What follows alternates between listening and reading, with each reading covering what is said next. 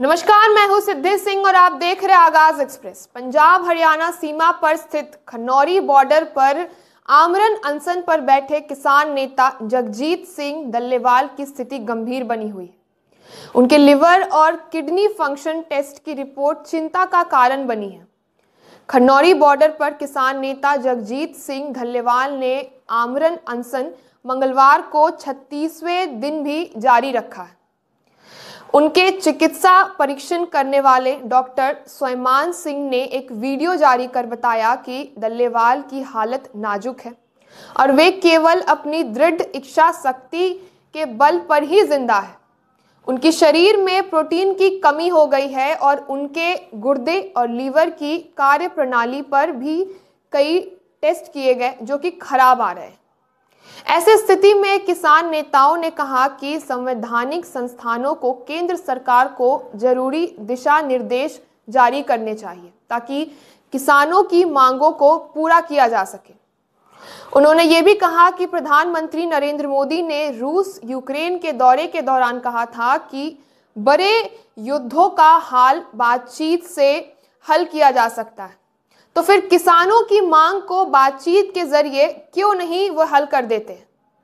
किसान नेताओं ने स्पष्ट किया कि आंदोलन जारी रहेगा और किसी भी स्थिति में पंजाब सरकार की मदद से पुलिस प्रशासन को इसमें हस्तक्षेप करने नहीं दिया जाएगा। नौजवान और किसान 24 घंटे खनौरी बॉर्डर पर पहरा दे रहे हैं। डल्लेवाल के गुरुवार को 38 दिनों से आमरण अनशन को लेकर के सुप्रीम कोर्ट में सुनवाई हुई। कोर्ट ने इस दौरान पंजाब सरकार के खिलाफ कड़ा रुख अपनाया है और कहा कि जानबूझकर स्थिति को बिगाड़ने की कोशिश की जा रही है। कोर्ट ने यह स्पष्ट किया कि उनसे कभी अनशन तोड़ने का आदेश नहीं दिया गया। पंजाब सरकार की आलोचना करते हुए कोर्ट ने कहा कि उनका रवैया सुलह के बजाय विरोध का है। कोर्ट ने यह भी कहा कि कुछ तथाकथित किसान नेता गैर जिम्मेदार बयान दे रहे हैं। सुनवाई के दौरान कोर्ट ने कहा कि 13 जनवरी को उनकी अगली सुनवाई होगी, जिसमें डल्लेवाल को अस्पताल में भर्ती करने के आदेश की स्थिति की रिपोर्ट मांगी जाएगी। साथ ही हरियाणा सरकार द्वारा शंभू बॉर्डर खोलने के खिलाफ दायर याचिका पर भी सुनवाई होगी। सुनवाई के दौरान पंजाब के डीजीपी और चीफ सेक्रेटरी वीडियो कॉन्फ्रेंसिंग के जरिए मौजूद थे।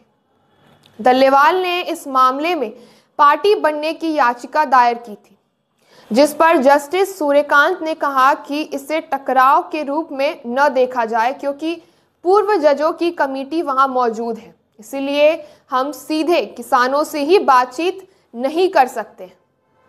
बता दें कि इस पूरे मामले में दिल्ली के पूर्व मुख्यमंत्री और आम आदमी पार्टी के संयोजक अरविंद केजरीवाल ने किसान आंदोलन का समर्थन किया है।